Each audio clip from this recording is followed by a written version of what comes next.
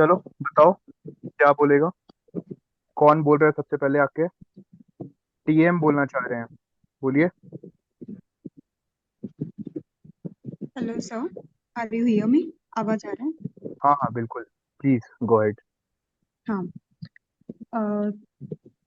तो ये मेरा थर्ड अटेम्प्ट था।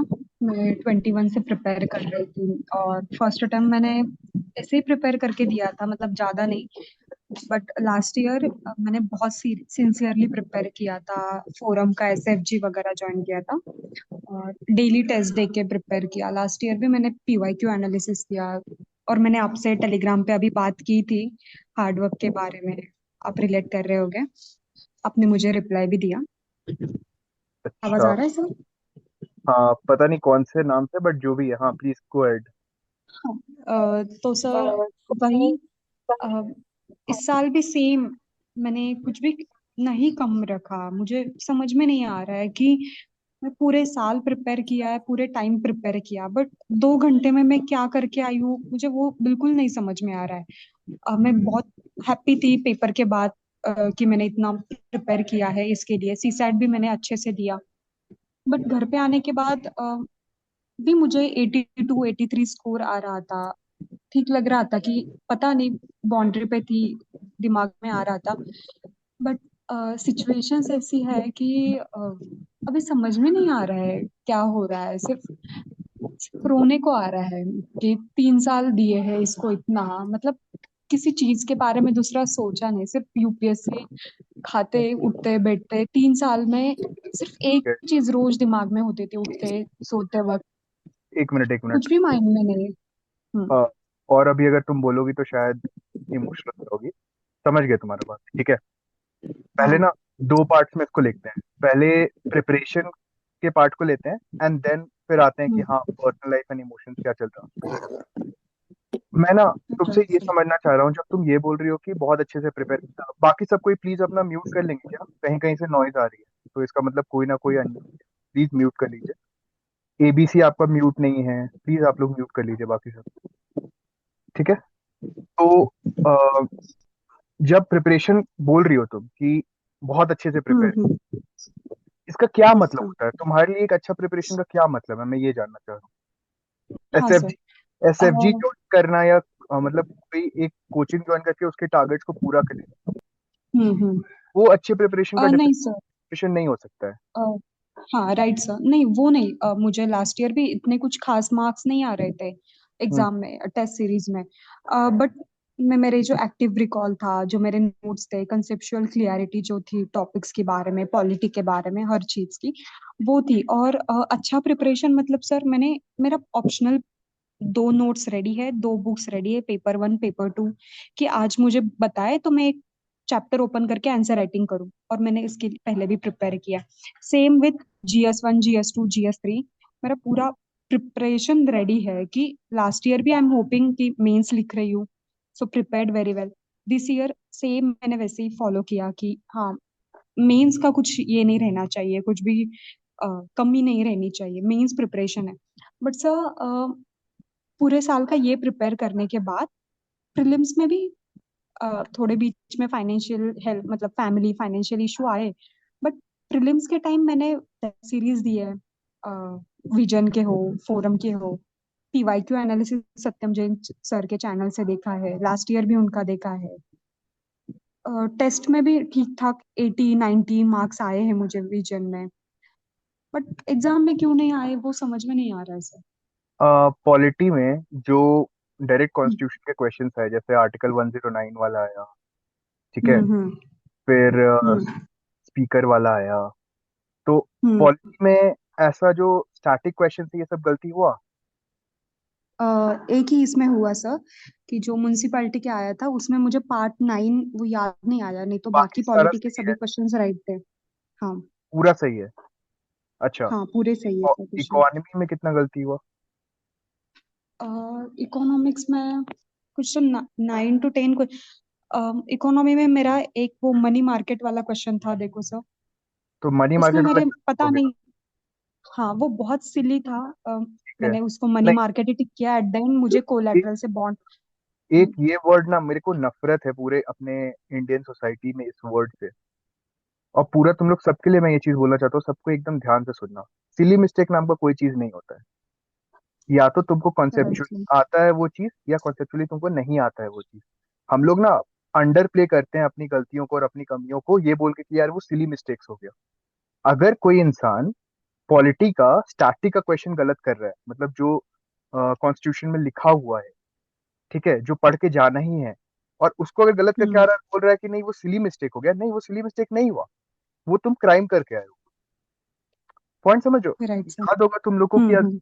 वो दोनों सेशंस में जब हम ये कहते थे, तो हम क्या बोलते थे कि जब भी इकोनॉमी एंड पॉलिटी दो ऐसा चीज है जिसमें सिर्फ नॉलेज वर्क करेगा, और उसमें बहुत अच्छे से पढ़ के जाना चाहिए। क्योंकि उसमें जो गलतियां हो रही हैं, और अगर इजी क्वेश्चंस गलती हो रही है, तो तुम डायरेक्टली पीछे हो जा रहे हो। गेम ऑफ मार्जिन है ना। हम्म। मतलब तुम राइट सर। मेंस के लिए इतना ज्यादा एफर्ट्स कर लियो, ठीक है, तो हो सकता है कि तुमको अगला मौका मिल जाए, तुम मेंस में एकदम बहुत ही अच्छे से परफॉर्म करके एकदम टॉप रैंक्स ले आओ। बट मेरा पॉइंट है कि प्रीलिम्स थोड़ा तो डिफरेंट एग्जाम है मेंस से। इसमें हम्म। काफी ब्रॉड चीजें पता भी होनी चाहिए, एंड जो नैरो चीजें हैं, economy, polity, modern history, and कुछ हद तक तो अब ज्योग्राफी भी मैं बोलूंगा, इसमें ये चीजें याद रहनी चाहिए। मतलब कॉन्स्टिट्यूशन एकदम रटा होना चाहिए। अब तो तुम देख ही रही हो कि कॉन्स्टिट्यूशन जो मैं बार बार बोल रहा था कि अच्छे से सब पढ़ के जाना, रट के जाना, कितना इंपॉर्टेंट हो गया इस बार। पार्ट्स भी पूछ लिया यार। एंड मनी बिल में राइट। 109 लोग उतना ध्यान से नहीं पढ़ के जाता होगा, 109 से पूछ लिया, हर बार 110, 117 ये सब पूछ रहा था। पॉइंट समझ रही हो कि हम्म। प्रीलिम्स का तैयारी अच्छे से करना, इसके लिए बस दो ही तीन चीजें बहुत अच्छे से करनी होती है, लेकिन वो इतने अच्छे से करनी होती है कि अगर मैं नींद से उठा के तुमको बोल दूं कि आर्टिकल 170 में क्या लिखा हुआ है, तो तुमको जनरल आइडिया हो जाना चाहिए। अगर मैं 355 बोल हम्म। दिया, 352 बोल दूं, तो उसमें एग्जैक्ट वर्डिंग्स पता होनी चाहिए। क्योंकि हम्म। कुछ कुछ कुछ आर्टिकल्स हैं जिनके एग्जैक्ट वर्डिंग्स पे वो पूछते आया है और पूछते आएगा। और वो अगर सिर्फ कोई लक्ष्मीकांत पढ़ के जा रहा है या फिर टेस्ट सीरीज कर रहा है और ये बोल रहा है कि सिली मिस्टेक हो गया एग्जाम में, तो नहीं, सिली मिस्टेक नहीं हुआ। तुमको जो करना था वो तुम नहीं कर पाए।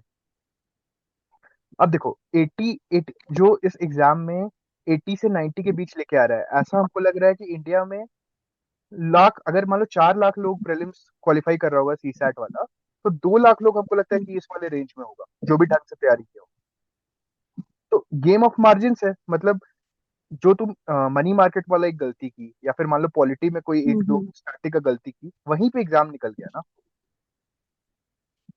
Right sir.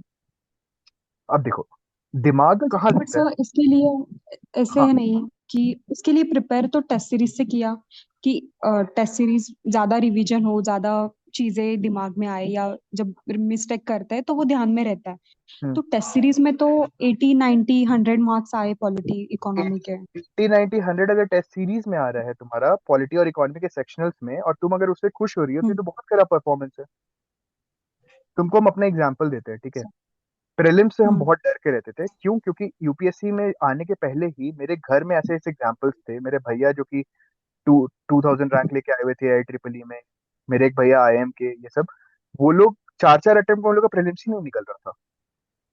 तो मेरे को हम्म। सबसे ज्यादा डर इसी से हम्म। था, इसलिए हम इसमें एकदम ब्रूट फोर्स लगाए। ब्रूट फोर्स का क्या मतलब होता है? जैसे पॉलिटी है, याद ही नहीं होता था यार मेरे को, तो मैंने क्या किया, हम्म। लक्ष्मीकांत के पीछे जितने भी 250 300 क्वेश्चन दिए हुए हैं उसको पहले बना गया पूरा। उसके बाद पॉलिटी के हम्म। मान लो 10 12 सेक्शनल टेस्ट बना के, तो 1200 क्वेश्चन वहां हो गए। 300 जोड़ लो इसका, लक्ष्मीकांत का 1500 हो गया। उसके अलावा मुझे हम्म। जहां पे यूट्यूब में कोई करा रहा है, फिर टेस्ट सीरीज में ऐसे भी करते हुए, मतलब मान के चलो मैंने 2500 क्वेश्चन पॉलिटी के सॉल्व किए होंगे।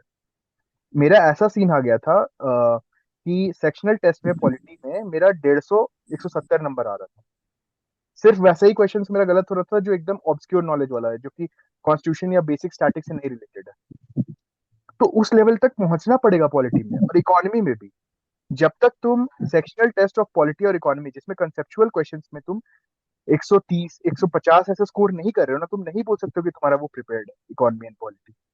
ये समझना बहुत जरूरी है। क्यों? हम्म। अगर इकोनॉमी में 80 90 या 100 आ रहा है ना, इसका मतलब तुम इकोनॉमी समझी नहीं हो ठीक से। मतलब हम तुमको मनी मल्टीप्लायर का ही क्वेश्चन देके कुछ कंसेप्चुअल उसमें ट्वीक करके तुमको फंसा सकते हैं। तुमको लग रहा है कि तुम मनी मल्टीप्लायर पढ़ लियो, उसका फॉर्मूला तुमको पता है, लेकिन कंसेप्चुअली हो सकता है कि तुम उस फॉर्मूला को नहीं समझ पाई होगी, उसमें क्या चीज चेंज करने से वो क्या हो जाएगा। Right sir. अब देखो मेंस का प्रेप थोड़ा अलग है। हम्म मेंस में इतना कॉन्सेप्चुअल हम्म अंडरस्टैंडिंग नहीं चाहिए पॉलिटी और इकोनॉमी ये सब के लिए। एंड इतना फैक्ट्स नहीं याद रखना है हमको मॉडर्न हिस्ट्री या फिर ज्योग्राफी में। उसमें एक जेनरिक ये चाहिए, तो जब हम लोग उसको लिखना शुरू करते हैं तो वो तो फिर आर्ट हो गया ना कि हाँ मेरे पास कितना अच्छा वैल्यू एडेड कंटेंट है, एंड वो जेनरिक हम उसका क्वेश्चन का इंटेंट को हम दे पा रहे हैं। प्रीलिम्स में क्या है कि इकोनॉमी एंड पॉलिटी में अगर पूरी तरीके से उस चीज को नहीं समझ पा रहे हैं तब तक hmm can not be sure कि हम बहुत अच्छे से उसको मतलब एग्जाम में जाके हम इम्प्लीमेंट कर देंगे। अच्छा एक और चीज है, इस एग्जाम में हम्म अ, करीब 20-30 क्वेश्चंस में ही स्कोप था प्रॉपर रूल्स के थ्रू जाने का। मतलब अच्छा मेरे ख्याल से 2023 में ज्यादा स्कोप था रूल्स के थ्रू जाने का, इस एग्जाम में कम था क्योंकि ज्यादा फैक्चुअल था। तो इसीलिए इस एग्जाम में हम्म और ज्यादा इंपॉर्टेंस बढ़ गया कि पॉलिटी एंड इकोनॉमी वाला क्वेश्चन गलत ना हो एक भी। तुम समझ रही हो, ये कट ऑफ इसलिए हम्म। हुई। तुम देखी होगी कि जो भी हम भी एनालिसिस की उसमें हम बहुत सारे क्वेश्चंस को मॉडरेट में रख दिए जो एक्चुअली में इजी क्वेश्चन था। उसमें हम बोले भी अपने वीडियो में कि अभी हम मॉडरेट में इसलिए डाल रहे हैं क्योंकि मेरे को लग रहा है कि लोग नहीं पढ़ के गया होगा, लेकिन असल में इजी क्वेश्चन। हम्म। और एक्चुअली में क्या हो गया कि लोगों का प्रिपरेशन अच्छा रहा है, एंड एटलीस्ट 13-14 या 15-20 हजार लोग उस चीज को पढ़ के गए हैं एंड वो सही करके आ रहे हैं। ज्योग्राफी वाला मेरे को अच्छा। लगा था कि बहुत कम लोग इकोन ये एनसीईआरटी अच्छे से पढ़ के जाता है, याद करके जाता है, लेकिन एक्चुअली में लोग गया होगा याद करके तभी ना। वो इस बार ज्योग्राफी भी एक तरीके से इकोनॉमी एंड पॉलिटी बन गया। जो एनसीईआरटी पढ़ के गया होगा वो ज्योग्राफी का 12-13 क्वेश्चन में कम से कम 9-10 सही करके आया होगा। Right sir. सर ये प्रीलिम्स की बात हो गई। ये अ, हाँ अब आते हैं मुझे पेपर पे। हाँ बोलो सर आप। तो तुम्हारा बैकग्राउंड क्या है, मतलब नॉर्मल ग्रेजुएशन है या क्या है? सर जस्ट ग्रेजुएट है साइंस में। बीएससी है? हाँ। एंड कुछ वर्क एक्स नहीं है, डायरेक्टली कॉलेज से ही अभी प्रिपरेशन की जा रही हो? हेलो। हाँ कुछ वर्क हाँ एक्सपीरियंस सर। नहीं है कॉलेज के बाद से डायरेक्ट, तब you have been in the preparation? Start किया प्रिपरेशन, राइट सर। और वर्क एक्सपीरियंस नहीं है, बट मैंने मेरे मुझ में स्किल्स है, जैसे मैं एंकरिंग करती हूँ हाँ प्रोग्राम्स में, कंपनीज के इवेंट रहते हैं उसमें। हाँ और काफी सारे काम किए हैं मैंने, लाइब्रेरी मैनेजमेंट वगैरह मुझे आता था, हाँ। आयुर्वेदा का नॉलेज था। तो मैं ऐसे छोटे छोटे जॉब्स करती थी हमेशा स्टार्टिंग से। टेंथ बहुत से ही मैंने शुरू किया था। बहुत बढ़िया। पर पर सब मेरे पास हिम्मत है ना, स्किल्स है, बट मेरे पास एक प्रॉपर डिग्री नहीं है सर अभी कुछ करने के लिए। हम्म। नहीं नहीं ठीक है। इसका मुझे ज्यादा ही होता है। के लिए एक्चुअली में और यही यार ये करना है मेरे को, ये बहुत बढ़िया से करना है। देखो पॉइंट क्या है कि तुम्हारा जो सिचुएशन है वो कंट्री में अभी मेरे ख्याल से 3 से 4 करोड़ लोग का सिचुएशन होगा। सारा गवर्नमेंट हम्म। एग्जाम्स को अगर हम मिला दे तो मतलब 3 से 4 करोड़ ऐसे एस्पिरेंट्स होंगे जो गवर्नमेंट जॉब्स का ही तैयारी करके without anything on their CV. And अब समझ में नहीं आ रहा है आगे क्या करें, मतलब एम्प्लॉयबल कैसे बने। बेसिक क्वेश्चन यही है ना कि भाई एम्प्लॉयबिलिटी कैसे है। Right sir. तो मेरा सबसे पहले सजेशन ये रहेगा कि अगर तुम ये डिसाइड कर ली हो कि तुमको अभी फुल टाइम नहीं करना है यूपीएससी का prep, hmm. Try to find anything which matches your skill set. ठीक है? Okay sir. हम्म। के साथ में आई इलेबरेट ऑन जो मैं अभी जो भी बोल रहा हूँ मैं उस पर इलेबरेट करूंगा। देखो फ्यूचर पता है कैसा होने वाला है, फ्यूचर होने वाला है एक टी शेप्ड प्रोफेशनल का। टी लेटर टी, कैपिटल हम्म लेटर्स में इमेजिन करो सबको अपने दिमाग में। टी शेप्ड प्रोफेशनल हम्म क्या होता है कि वो एक जनरलिस्ट है, मतलब उसको बहुत सारी चीजें आती हैं एंड कोई एक चीज में वो स्पेशलिस्ट है। हम्म जैसे एमबीए, मान लो कि एमबीए किया है कोई और कोई हम्म इंजीनियर है, तो एमबीए प्लस इंजीनियर अगर कोई है तो उससे ये एक्सपेक्टेड होगा कि वो जनरलिस्ट भी है, मतलब उसको बिजनेस की बहुत सारी चीजें आती हैं, वो एक ऑर्गेनाइजेशन में मैनेजरियल रोल या लीडरशिप रोल ले सकता है। एंड अगर वो इंजीनियर है तो उसको एक चीज का इन डेप्थ नॉलेज।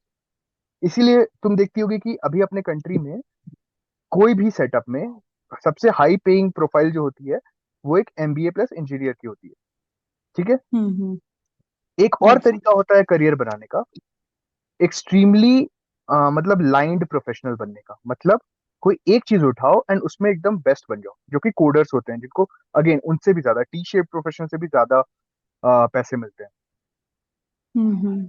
चाहे वो स्पोर्ट्स पर्सन ले लो, चाहे वो मीडिया पर्सन ले लो, एंटरटेनमेंट इंडस्ट्री में ले लो, उसमें विनर टेक्स ऑल हो जाता है। मतलब तुम अपने आर्टिस्ट, आर्टिस्ट। हाँ आर्टिस्ट हम्म एग्जैक्टली, उस टाइप के क्रिएटिव प्रोफेशंस में उसमें एक इनलाइन शिफ्ट होता है कि मतलब तुम्हारे पास एक ही स्किल है लेकिन तुम उस स्किल में एकदम स्टड हो, तुम टॉप 1% में आ रहे हो, तो हम्म फिर तुम बहुत ज्यादा कमाते हो। तो आज अगेन हम्म जितने भी लोग कॉल में हैं, सबसे मेरा सबसे पहला जो एडवाइस रहेगा कि कुछ भी करो, अगर मान लो तुम आगे यूपीएससी का तैयारी भी कर रहे हो, नहीं कर रहे हो, या जो भी कर रहे हो, पहले अपने आप को ये डिफाइन करो कि किस टाइप का प्रोफेशनल बनना है। एक टी शेप्ड प्रोफेशनल बनना है या फिर एक लाइन शेप्ड प्रोफेशनल बनना है। ठीक है, हम्म मेरा एडवाइस ये रहेगा, ज्यादा सेफर अप्रोच होता है कि एक टी शेप्ड प्रोफेशनल बनो। अब टी शेप्ड प्रोफेशनल का क्या मतलब होता है, तो कुछ कुछ बेसिक स्किल्स होती हैं। जैसे, तो सबसे पहले होता है स्ट्रक्चर्ड थिंकिंग स्किल्स, जो मैंने प्रीलिम्स में तुम लोग को बताया था वो 2 सेशन में, या फिर मैं इन जनरल जो भी तुम लोग को एडवाइस देता हूँ टेलीग्राम ग्रुप में, या जो भी क्वेश्चंस तुम लोग पूछते हो, तुम लोग देखते होगे कि बहुत स्ट्रक्चर्ड होता है जो भी चीज मैं बोलता हूँ। तो राइट सर। अगेन जो हमारी कंट्री में दिक्कत क्या है, ये बहुत मतलब एलीट स्कूल्स में जाओगे एंड एलीट ग्रुप में रहोगे तभी ये चीज स्ट्रक्चरल थिंकिंग वाली चीज समझ में आती है and सीख पाते हैं। इन जनरल पॉपुलर्स को सोचना ही नहीं सिखाया जाता है। तो अगर यूपीएससी का भी कोई लिख रहा है, तुम देखोगे कि टॉपर्स भी अगर निकल रहे हैं तो सब पॉइंट्स पे बात कर रहा है, फिर पॉइंट वाइज ही सोच रहा है अपने दिमाग में। मैं बार बार हम्म बोलूंगा फ्रेमवर्क्स में सोचना चाहिए, बड़े डब्बे एंड देन उसके नीचे फ्लो करती हैं चीजें खुद से। तो एक टी शेप प्रोफेशनल, एक जर्नलिस्ट बनने के लिए सबसे पहले एक स्ट्रक्चर्ड थिंकिंग आना चाहिए कि सामने में मैं कोई भी प्रॉब्लम दूं, चाहे वो बिजनेस प्रॉब्लम दूं, चाहे वो यूपीएससी सॉल्व करने का प्रॉब्लम दूं, चाहे गवर्नमेंट का कोई प्रॉब्लम दूं, इनफैक्ट गर्लफ्रेंड पटाने का प्रॉब्लम, कुछ भी प्रॉब्लम हो, तो उसके लिए पहले एक फ्रेमवर्क में सोचेगा कैसे आदमी। ठीक है, हम्म। स्ट्रक्चर्ड थिंकिंग ठीक है फर्स्ट सर। कंपोनेंट हो गया। देन सेकंड कंपोनेंट जो हर इंसान को अगर अभी के वर्ल्ड में सरवाइव करना है तो वो आना चाहिए, दैट इज थोड़ा सा टेक आना चाहिए। अब by tech what do I mean, कोई एक प्रोग्रामिंग लैंग्वेज का बेसिक सिंटैक्स कैसे लिखा जाता है, उसका लॉजिकल फ्लो क्या होता है, उसके कंपोनेंट्स क्या होते हैं, एंड उससे कोई एक स्किल, जैसे अगर पाइथन सीख रहे हैं तो उसमें डेटा एनालिसिस कैसे करते हैं, या फिर अगर पाइथन या फिर कुछ भी सी प्लस प्लस कुछ भी सीख रहे हैं, तो उसके थ्रू हम कोई और प्रोफेशन को कनेक्ट कर सकते हैं क्या, ग्राफिक डिजाइनिंग हम कर सकते हैं क्या, इस टाइप से। तो कोई एक वैसा कोडिंग टाइप का स्किल। हम्म। तो दो कोर चीज पता चला, पहला तो स्ट्रक्चरल थिंकिंग डेवलप करना है, दूसरा एक हम्म टेक्निकल स्किल डेवलप करना है, थर्ड स्किल है कि हम्म थोड़ा सा बिजनेस एनालिटिक्स स्किल डेवलप करना है, मतलब एक्सेल आना चाहिए, पीपीटी बनाने आना चाहिए, वर्ड डॉक कैसे यूज करते हैं, ये सब। हम्म। अगर इतने सारे स्किल्स आ गए ना तुम में, तो यू इंश्योर कि तुम किसी भी कंपनी के एंट्री लेवल पोजीशंस के लिए अप्लाई करने के लिए एलिजिबल हो जाते हो। तो फ्री में काफी सारे राइट। सर्टिफिकेशन है, गूगल के सर्टिफिकेशन होते हैं, कोर्सेरा के सर्टिफिकेशन होते हैं। तो सबसे पहले लिंक्डइन पे प्रोफाइल बनाना है सबको, एंड ये सारी चीजें हम्म जैसे, अब स्ट्रक्चरल थिंकिंग के लिए कोई कोर्स नहीं है, आई डोंट नो, अगर होगा तो अच्छी बात है, बट वो तुमको खुद से डेवलप करना होगा, तो अपनी राइटिंग्स में वहां दिखाना होगा। बट अगर तुम कोडिंग सीख रहे हो एंड देन तुम कोई और बिजनेस स्किल सीख रहे हो, उसके सर्टिफिकेशन करके तुम अपनी लिंक्डइन प्रोफाइल पे अपडेट करते जा रहे हो, तो you are sending a signal to the people around you and the recruiters around you that you are employable. Hmm तो कोई कुछ करे चाहे नहीं करे, भले वो फुल टाइम यूपीएससी की तैयारी करना चाह रहा है, उसकी फाइनेंशियल कोई दिक्कत नहीं है, but I would still suggest कि लोग अपना रेज्यूमे इस तरीके से बनाना शुरू करो। If you are a normal graduate, अगर इंजीनियर नहीं हो, सीए नहीं हो, सीएस नहीं हो, या डॉक्टर नहीं हो, या एमबीए नहीं हो, तो ये चीज करते मतलब ये चीज शुरू कर देना चाहिए। Have a LinkedIn profile, start getting certifications on tech side, on business side, and on specific thinking skills वाला साइड। Right sir. सर मुझे ये भी पूछना था, जैसे मैंने काफी सर्च किया था कि यूनाइटेड नेशंस के जो जॉब रहते हैं या काफी सारे एनजीओज रहते हैं उसमें जॉब्स रहते हैं या फेलोशिप्स रहती है, तो उसके बारे में आपको आइडिया है कि हम अप्लाई कर सकते हैं या नहीं ऐसे? हाँ बिल्कुल अप्लाई कर सकते हो, लेकिन अगेन कहीं पे भी हम्म तुमको इस बात पे जॉब नहीं देगा कि तुम एक्स यूपीएससी एस्पिरेंट हो, वो किसी ओके स्किल सर। पे तुमको जॉब देंगे। जैसे bill and Melinda Gates foundation हो गई, ठीक है, हम्म वो बहुत हाई पेइंग इंडिविजुअल्स को भी लेके जाती है टॉप के एमबीए कॉलेजेस से, एंड एंट्री लेवल्स पे भी देती है। लेकिन वो हमेशा किसी किसी रोल के लिए लेगी, कभी वो किसी एनालिस्ट के लिए लेगी, कभी वो किसी ऑपरेशंस पर्सन के लिए लेगी, मतलब एक तरीके से वो भी एनजीओ हम्म भी कंपनीज की तरह ही ऑपरेट करते हैं, और उनको स्पेसिफिक रोल्स के लिए स्पेसिफिक लोग चाहिए होते हैं जिनके पास अलग अलग स्किल सेट्स हों. So just because you have hmm prepared for UPSC does not make you eligible for any of these roles. You need to provide some value. Okay sir. तो I'll give you, मतलब तुम लोग एक exercise करो हम्म कि जितने भी NGOs, मतलब अगेन लिंक्डइन पे जाओ या फिर एनजीओज का नाम सर्च करो और उनके वेबसाइट पे जाओ. अगर उनके ओपन पोजीशंस हैं तो उन पोजीशंस को देखो कि उनका क्या डेजिग्नेशन ओपन किया हुआ है. या तो वो हम्म टेक टेक में डेजिग्नेशन ओपन करेंगे, या ऑपरेशंस में ओपन करेंगे, एनालिसिस में ओपन करेंगे, ह्यूमन रिसोर्सेज में ओपन करेंगे. But everything requires a specific skill. Hmm. ठीक है. ओके सर, हाँ चलो, हाँ ठीक है। ये हो गया. आई होप हाँ कि सर। तुम्हारे अभी के डाउट्स खत्म हो गए. अब बताओ और किसी को हाँ सर, बोल. मैं अ, कुछ हुआ तो बात करेंगे sir. Sure thank you sure sir. Sure. Thank you. Mohit हाथ उठा रहा है, बोलिए मोहित.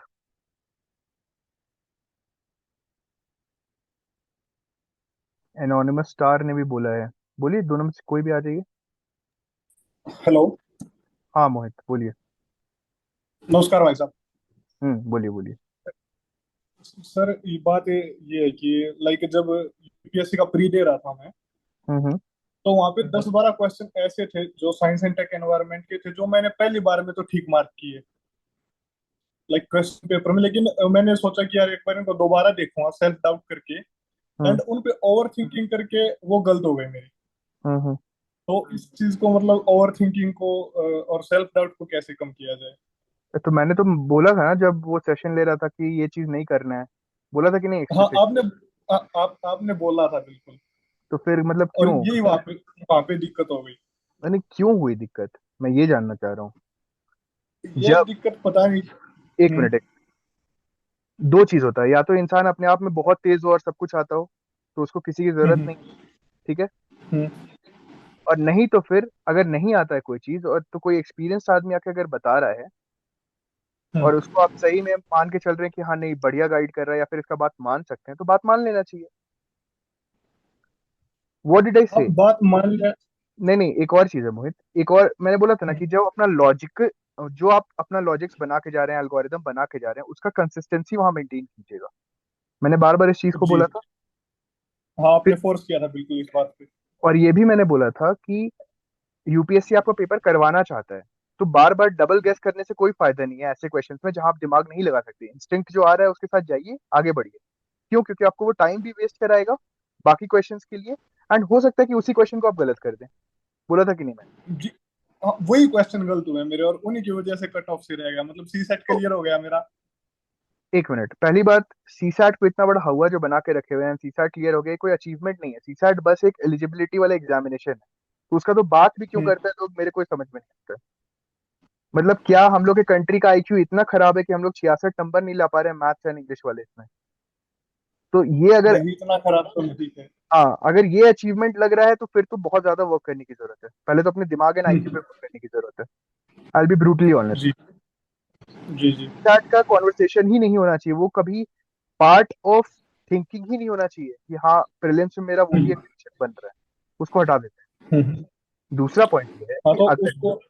हाँ, अगर अच्छे से स्टैटिक पढ़ लिया, इकोनॉमिक्स समझ ली, हम्म पॉलिटिक्स समझ लिया, हम्म ज्योग्राफी के हम्म सारे स्टैटिक चीजें पढ़ ली, ट्रिक्स जान हम्म लिए, ट्रिक्स हटाओ, मतलब यूपीएससी का इंटेंट समझ लिया, पेपर कैसे सॉल्व करना है वो सीख लिया, तो मैंने बार बार हम्म, बोला था कि एग्जीक्यूशन ही मैटर करेगा at the end of the day.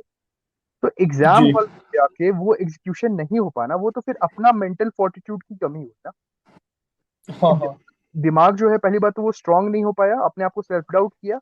And दूसरी बात, वो हम्म एग्जाम हॉल में चंचल भी हो गया. हम्म तो इसका एक ही तरीका है, ब्रूट फोर्स, कि इतना ज्यादा प्रैक्टिस करो, इतने ज्यादा पेपर सॉल्व करो, एंड इतना हाँ। ज्यादा पढ़ो नॉलेज वाइज, कि वो एक सेकंड हैबिट बन जाए. मतलब तुम अपने आप को सेकंड गेसिंग करना छोड़ ही दो एकदम. फॉर अच्छा। Example, I give you a trick. Trick क्या मतलब, एक छोटा सा एक्सरसाइज करने के लिए बोलता हूँ कि आज हम्म के बाद से जो भी पेपर आप सॉल्व करोगे, चाहे वो टेस्ट सीरीज का जी। हो, चाहे वाईक्यू हो, कुछ भी हो, आप उसमें अपने आप को हम्म, ये रूल दोगे कि मैंने जो मार हाँ दिया हम्म। मुझे लग रहा है कि हाँ इसमें मैं दोबारा नहीं, देखो दो चीज होता है, एक होता है कि वाई कैटेगरी या जेड कैटेगरी क्वेश्चन, मतलब जिसमें कि आपका दो ऑप्शन एलिमिनेट हुआ या एक ऑप्शन एलिमिनेट हुआ, तो उसमें तो आप दोबारा के सोचोगे। लेकिन जिस क्वेश्चन में आपको इतना हाँ पता चल गया कि अब मैं दोबारा इसमें दिमाग नहीं लगा सकता, या दिमाग लगा भी लूंगा तो अलग क्या ही सोच पाऊंगा, मारूंगा तो यही, वो एक बार हाँ मार हाँ। दिया उसमें दोबारा नहीं आओगे आप। अगर पेपर एक घंटा में भी खत्म हो गया तब भी आप बाकी का एक घंटा के उस पेपर को दोबारा नहीं देखोगे। आप ये चीज ओके। करके आपको बहुत मतलब सैकड़ों, करीब 100 पेपर्स दो है, आप देख, हम्म। आपका धीरे धीरे जो इंट्यूशन वाला परसेंट, एंड अपने आप को ना मार्क करना, मतलब अपना डेटा बहुत बड़ा हेल्पफुल फैक्टर होता है ये सब में। तो मार्क करना शुरू करो अपने आप को कि जो इंट्यूशन वाले क्वेश्चंस आप मार रहे हो उसका आपका हम्म। करेक्शन परसेंटेज कितना हो रहा है डिफरेंट सब्जेक्ट्स में। हो सकता है हिस्ट्री में ठीक। आपका इंट्यूशन हमेशा गलत हो रहा होगा, लेकिन हो सकता है कि हाँ हाँ। ज्योग्राफी में इंट्यूशन सही हो रहा होगा। मतलब you need to know hmm. This about yourself. हो सकता है ज्योग्राफी में इंट्यूशन परसेंट 70% रह रहा होगा, हिस्ट्री में इंट्यूशन हम्म। परसेंट 20% रहेगा। तो ये ग्रानुलर लेवल पे डेटा पता होना चाहिए अपने को कि कौन सा सब्जेक्ट पे मेरा इंट्यूशन कितना काम कर रहा है। जब वो नॉलेज मेरे पास ओके। रहेगी तब मैं जब एग्जाम में जाऊंगा बैठने के लिए, अगर मेरे साइंस हम्म। में ट्यूशन परसेंटेज मुझे अपने टेस्ट सीरीज से पता है कि 70% है या 80% है, तो क्या मैं हाँ। एग्जाम हॉल में कभी भी दोबारा सेकंड गेस करने जाऊंगा उसको? नहीं करूंगा। Exactly exactly. तो अगेन कमी किस चीज की है? प्रैक्टिस की। कमी किस चीज की है? प्रैक्टिस। खुद को जानने की, खुद को जानने की। You do not know yourself, you do not know कि how good you are performing with your intuition in different subjects. समझ रहे हो? हाँ तो मैं कमी है अपनी। हाँ समझ गया मैं। अननोन जो ये आपने समझ क्वेश्चन गया। पूछा है पीवाईक्यू से देखना है या फिर मॉक से, हर जगह से देखना है यार। मैंने अभी क्या हाँ बताया? नहीं, अननोन एक क्वेश्चन यहाँ पे पूछा प्रैक्टिस। उन्होंने, तो पीवाईक्यू हाँ। में भी प्रैक्टिस करो, मॉक में भी प्रैक्टिस करो। हम्म। हर जगह अपना परसेंटेजेस देखो कि कहाँ पे कितना सही हो रहा है। आप बेसिकली अपने लिए अपना खुद का डेटा बनाओ। हाँ। ठीक है, जी। चलो आ जाओ एनोनिमस और कार का अब और भी है भाई साहब, एक एक डाउट हो रहा है। हाँ please go ahead. Like how to manage relationship and this preparation alongside like यार अगर अगर पार्टनर अंडरस्टैंडिंग है, ठीक है, मतलब जो भी आपकी बेटर पार्टनर हाफ, भी इसी प्रेप में है। तब तो कोई दिक्कत नहीं होना चाहिए। क्या दिक्कत है? कभी कभी हो जाता है ना कि लड़ाई झगड़े उनसे। यार देखो एक बात है, जी। हमेशा ना, इसलिए मैं बार बार बोलता हूँ कि giving attitude and positive attitude रखना बहुत जरूरी है। अगर जी। लाइफ में अपना इंपॉर्टेंस को सामने रखोगे, एग्जाम निकालना पॉइंट नंबर 1 है, एग्जाम निकल जाएगा तो शादी भी हो जाएगा, ये पॉइंट नंबर 2 है। मतलब मान लो कि ऐसे जी। अपने आप को टारगेट देते हो, तो हम्म। कभी भी अगर चीजें गलत डायरेक्शन में मूव होने लग जाए तो उसको हम्म। वापस खींचने के लिए you have an anchor point. मतलब मान लो कि अगर कभी लड़ाई झगड़ा हो भी रहा है, ठीक है, हो गया, हाँ। 5 मिनट हुआ, 10 मिनट हुआ, आधा घंटा हुआ, बस एक हम्म। सेंटेंस बोलना है यार कि हम लोग को क्या करना है। पहला एग्जाम निकालना है, दूसरा साथ रहना है। हाँ। हाँ। तो पर्सपेक्टिव क्या करेगा? वापस ले आएगा। फिर मन करेगा कि नहीं यार हाँ। गुस्सा रहे या झगड़ा करें या ईगो लेके आए बीच में। हम्म। तो मेरा ये पॉइंट है कि लाइफ में झगड़ा होना एकदम लाजमी बात है, गुस्सा होना एकदम लाजमी बात है, लेकिन वापस उस चीज को खींचना नहीं, जो राई का पहाड़ बनाना हम लोग बोलते हैं, वो नहीं करने के लिए एक एंकर पॉइंट होना चाहिए। एंड वो एंकर पॉइंट हमेशा एक लार्जर गोल होना चाहिए। And in your case it's very good that both of you have a similar target, and that target जी। Will help you achieve a larger target for your life. UPSC छोटी चीज है, hmm. ज्यादा बड़ी चीज है कि if you love somebody else and you want to live your life with that person, वो ज्यादा बड़ी चीज है। तो हमेशा एक एंकर जी। रखना चाहिए कि गोल मेरा वो है, वहां तक पहुंचने के लिए मैं ऐसा कोई भी काम नहीं करूंगा जो मुझे रोके वहां जाने के लिए। तो अगर मेरे गुस्से से, या फिर मान लो कि तुम सही हो किसी जगह में आर्ग्यूमेंट में और वो गलत है, बट तुमको पता है कि इससे कोई फायदा नहीं होने वाला है, तो क्या दिक्कत है? सॉरी बोल देंगे, क्योंकि लार्जर गोल मेरा उससे अचीव नहीं हो रहा है ना। लार्जर गोल तो यही है ना कि सैलरी हाँ टू पेंशन उसी के साथ रहना है। हाँ एग्जैक्टली exactly. तो हमेशा, इसलिए मैं बोलता हूँ, जैसे पेरेंट्स के लिए भी मैं बोलता हूँ, लोग बोलते हैं ना कि डर लग रहा है पेरेंट्स से बात नहीं करना, लार्जर रोल क्या है कि पेरेंट्स ही तो भगवान है, मतलब पेरेंट्स के लिए जीवन जीना है। तो अब उनसे हाँ। डर के या फिर उनको रिजल्ट नहीं बता के क्या फायदा? At the end of the day जो भी कर रहे हैं उसमें एकदम बेस तो पेरेंट्स है। तो जब हाँ। हम लोग ऐसे लार्जर गोल्स को अपने दिमाग में रखने लग जाते हैं ना, तो डिसीजन मेकिंग थोड़ा इजी हो जाता है। समझ में आ जी। रहा है? जी। कोई भी चीज में पढ़ना है हाँ कि जी। नहीं पढ़ना है वो इजी हो जाता है। हाँ। कूल है, चलिए। जी एनोनिमस बिल्कुल बोले, का थैंक यू आपने, sir. Okay okay. Yes sir, good evening sir. Good evening.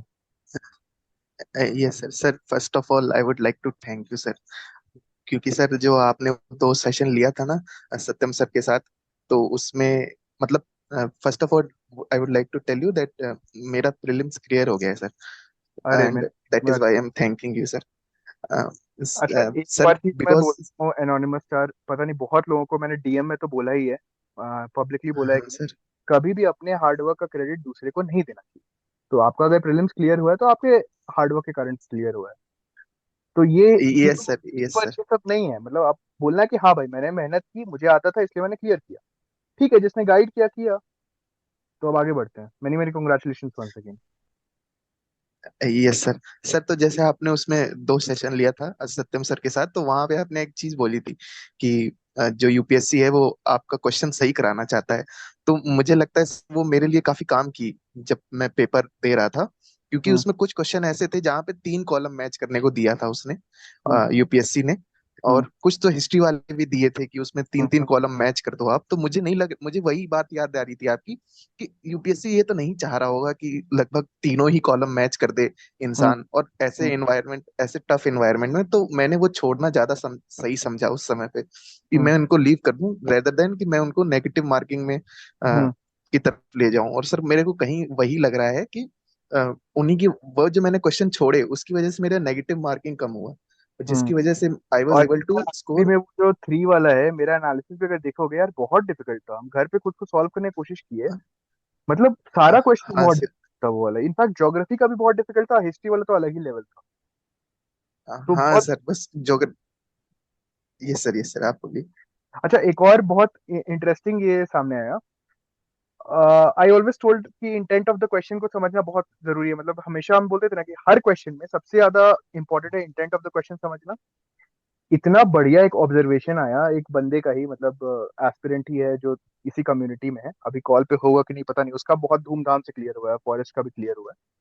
उसने ना वो वाला जो है ना, जो सब लोग पूरा दुनिया मार किया हुआ है, रेड सी वाला, कि नो हाँ वाटर हाँ सर। Flows from it. यार अब हम हाँ कैसे सर। समझे? हम अपना एनालिसिस में भी यूट्यूब पे डाल रहे थे, लेकिन किसको समझ में आएगा नहीं वो बात। भाई वो क्वेश्चन एक्चुअली में इजी है। यूपीएससी वो एक्सट्रीम स्टेटमेंट वाला बात है ही नहीं, वहां पे रूल्स वाला बात नहीं है। उसका इंटेंट क्या था? पहला क्वेश्चन, पहला ऑप्शन से यूपीएससी ये दिखा रहा था कि बहुत सैलिनिटी है रेड सी में। मतलब उस क्वेश्चन का यस इंटेंट ये दिखाना था कि रेड सी में बहुत सैलिनिटी है। ठीक है। अब जो दोनों ऑप्शन थे वो दोनों उस चीज को सपोर्ट कर रहे थे कि भाई वहां पे बहुत ज्यादा इवापोरेशन भी है, एंड फ्रेश वाटर सोर्सेज नहीं आ रहे उससे। मतलब अगर उस पर्सपेक्टिव से सोचे तो वो क्वेश्चन कितना इजी है, कोई उस पर लड़ाई झगड़ा करने का जरूरत है? जो लोग बोल रहे हैं कि गूगल मैप्स में जाके देखो, एक्चुअली में गूगल मैप्स में भी कुछ नहीं है, मैंने पूरा रिसर्च करके वो भी देख लिया। But I am just telling you कि in terms of solving that question in exam hall, if we just understand the intent of UPSC asking that question, then that question becomes very easy. Yes sir. तो वही है यार, मतलब ये practice से and वो जो एक एल्गोरिदम अपने आप में डेवलप हो जाता है ना, उसी से ये सारी चीजें समझ में आती है। यस सर, पर मुझे लगता है सर कई लोगों ने उसको वो एक्सट्रीम मान के वो काट दिया होगा तो कि नो वाटर वही दिक्कत एंटर्स है ना, द अगर कोई फ्लैग्स। अगर कोई ट्रिक्स एंड टिप्स समझ रहा है तो फिर वो उस तरीके से गलत करके आएगा। इसलिए मैं बोल रहा हूँ दिमाग लगाना बहुत ज्यादा जरूरी है। अगर बिना One दिमाग second. के या Sorry to interrupt. One second only. हाँ, सर ने लास्ट सेशन में भी एक बार बोला था कि जो ऐसे क्वेश्चंस मार्क करता है डेफिनेटली उसका प्रीलिम्स कभी नहीं क्लियर होगा। सो नहीं, कौन सा? मैंने एक्सट्रीम नॉलेज वाले क्वेश्चंस के लिए बोला था। वो वाला क्वेश्चन है पर हाईवे ट्रायलेटरल का। हाँ हाँ, तीन, अच्छा मतलब हाँ, मतलब हाँ तीन, तीन हाँ, जो। मतलब this questions are so extreme that जो ये इतना नॉलेज लगा रहा है दैट मीन उसका प्रीलिम्स कभी नहीं क्लियर होगा। हाँ एग्जैक्टली, मतलब बहुत बढ़िया, थैंक्स अगेन, हाँ सर, दिमाग से आपने निकल गया बोला था। था। Sorry to interrupt, sorry please हाँ हाँ, प्लीज नहीं कैरी ऑन। नहीं, बढ़िया इसके यार, बाद मतलब please. This is the point यार, मतलब तुम लोग समझ रहे हो उस चीज को जो मैं नो नो, बोल रहा डेफिनेटली डेफिनेटली, क्योंकि मतलब आप एक्स्ट्रा नॉलेज लगा रहे हो दैट मीन्स डेफिनेटली आप में मतलब ठीक है, नॉलेज की कोई कमी नहीं है। बट ये ना मतलब ये वहां पे नहीं हो रहा है, वहां पे क्रॉस नहीं हो रहा है वो लेवल पे। तो दैट थिंग मेरे को वही याद आया कि सर ने बोला था कि ट्राइलेटरल हाईवे में, और वो भी ईस्टर्न घाट्स वेस्टर्न घाट्स का भी हूँ। क्वेश्चन था 23 में। तो professor x just mention that कि जिसने ये क्वेश्चन सॉल्व किया ना, इतना उसने दिमाग लगाया दैट मीन्स उसका प्रीलिम्स कभी नहीं क्लियर होने वाला है। And that is absolutely right, वो वैसे ही होता है। जहाँ पे एक्स्ट्रा माइंड लगा वहां पे नहीं हो रहा है। तो यार देखो, 2 मिनट बाकी है, इसको मैं एंड कर रहा हूँ। मैं एक नया मीटिंग लिंक भेजता हूँ, जिसको आने का मैंने, आ जाओ। थोड़ा और कंटिन्यू करेंगे। श्योर। जिसको चिल करना है, अपना दिमाग श्योर थोड़ा सर। शांत करना है, तो आ जाओ। ठीक है, इसको मैं स्टॉप कर रहा हूँ। I send a new link. Everybody can exit from this.